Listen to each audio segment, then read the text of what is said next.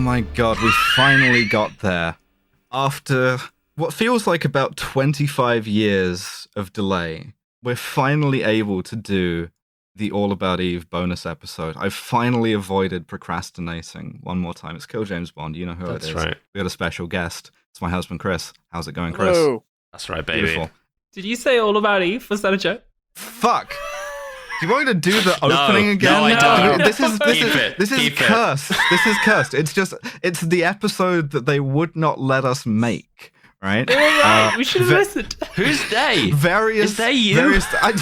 The deep state, man. It's fucking. I don't know. Ursula von der Leyen is like cutting all of our headphone cables so that we can't make the bonus episode that I have been saying we should do for the past 5,000 years.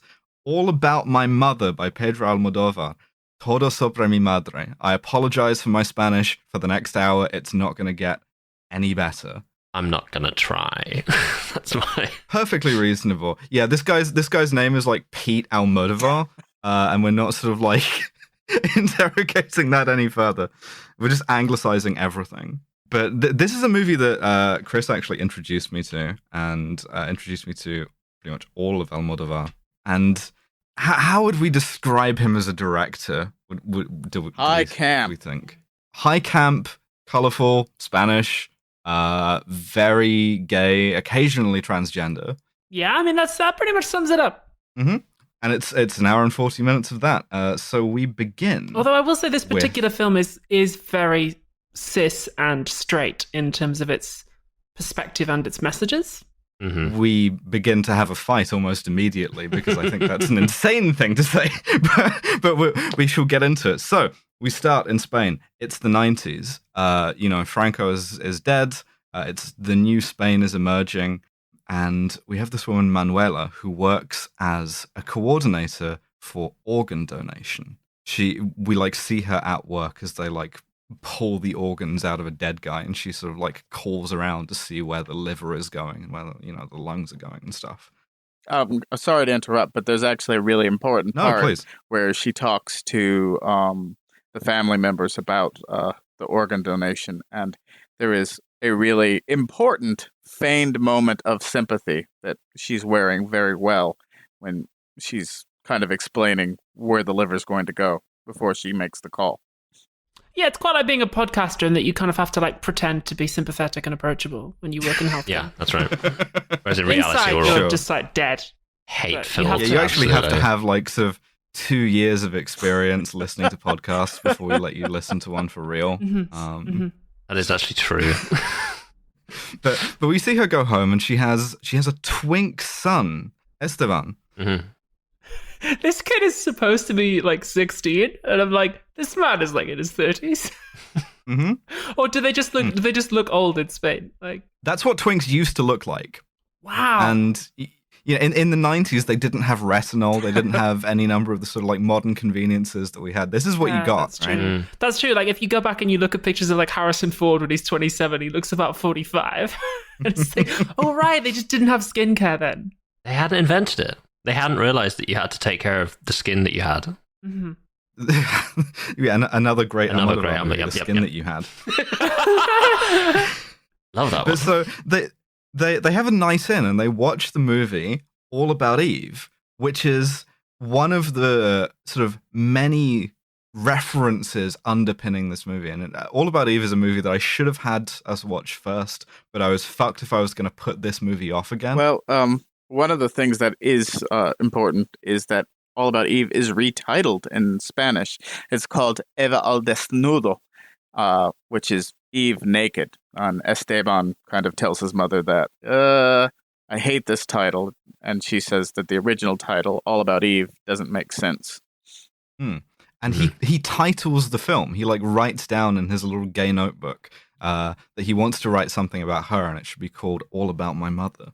And he writes that on the screen. He's a writer, and also we see that he takes quite a keen interest in her. He wants to know about her life and how she was an actor when she was little, and she said she used to be an actor, and she's going to be acting in some medical training videos. Mm-hmm. And he wants to observe this. And she does a really good job, actually. I really like that scene where she gets to be in the kind of like, she plays the role of a family member of a patient who's going to donate their organs.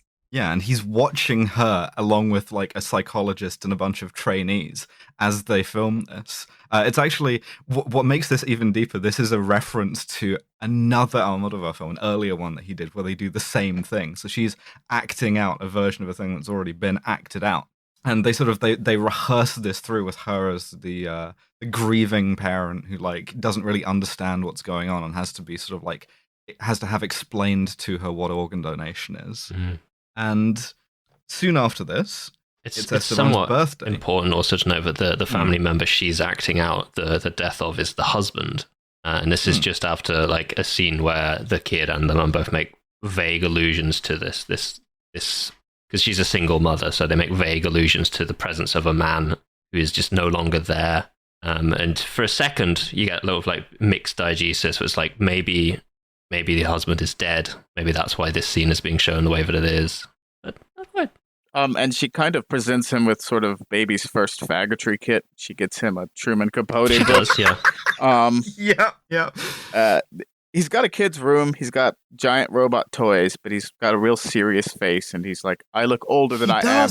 He's got like a Gundam or a Transformer or something. Yeah, in he there. does. It's perfect. It's in the middle of the shot as well. He has this really flat composition when two characters are talking, because they're looking just straight at each other, and it's perfectly perpendicular to them, just showing them both in profile. Yeah, I noticed that. And he uses it a lot. And if I had longer to think about it, I'd probably be able to tell you what I think it means. But I just it's playwright shit is what I think it means. Yeah. It's sort of it's a director who is mostly used to thinking about theater, working in cinema, and there's some other thoughts that I have about it too. Yeah.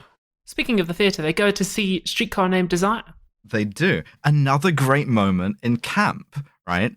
Like it's this sort of thing with like ruined women like Blanche Dubois, sort of like in her majesty, and we see that both Manuela and Esteban are like very emotional watching this. They're both very struck by the actress playing Blanche at the sort of the climax of Streetcar Named Desire. Although Esteban spends a lot of time watching Manuela and writing down her reactions. That's true, because he's interested in her. I'm going to go on a quite tiny tangent. I made my mother watch this movie because I thought it was great. And I am the same age as the actor who plays Esteban, who is a serious-faced faggot who had toys in his room and wanted to be a writer. And she's... Yeah, and you, looking exactly like this at the exact same time, go, hey, do you want to watch this movie when nothing bad happens to this kid who looks like me? She hasn't forgiven me, but Can we talk a little bit about, as we will meet her later on, but the actor who plays Blanche, Sure. Uma. Uma Rojo. Uma, yeah. Uma Rojo. I thought it was quite interesting that in universe, the depiction of Blanche kind of being a ruined woman, how to say this gently, she's like clockier than Big Ben. Yeah. That's true. But that's the thing. Like, all of these women are. This is part of what camp is that, like, Betty Davis, right, used to love, like, men impersonating her. She used to love drag queens doing Betty Davis shit. Like, all of this stuff is, like, intimately familiar as, like, sort of, like, the kind of femininity to which people sort of, like, aspire in, like, a camp, arch-ironic way. And so Esteban pursues that femininity into the street in what is a shameless takeoff of a Cassavetes movie. Well, hold on a minute. Hang Night. on, you cut me off there. What I was getting to is that a lot of the characters in this film, in particular, a lot of the women in this film, the film has a lot of interesting thoughts about gender, which I'm sure we'll get into. But it's interesting to note that like a lot of the women are like aiming at femininity and failing. Oh, what are you doing? Oh, I see. You're trying to listen to this episode of Kill James Bond. Well, sadly, now that the winter of content's over, we are pioneering a revolutionary new system where we put out one episode for free every 2 weeks, and on the intervening weeks, the episodes are actually paywalled on a website called patreon.com, which you can sign up to for as little as £5 a month, and you'll get each of those bonus episodes as well. Just a little way to help us keep the lights on. You know what I'm saying? All right. See you there. It's patreon.com/killjamesbond. All one word.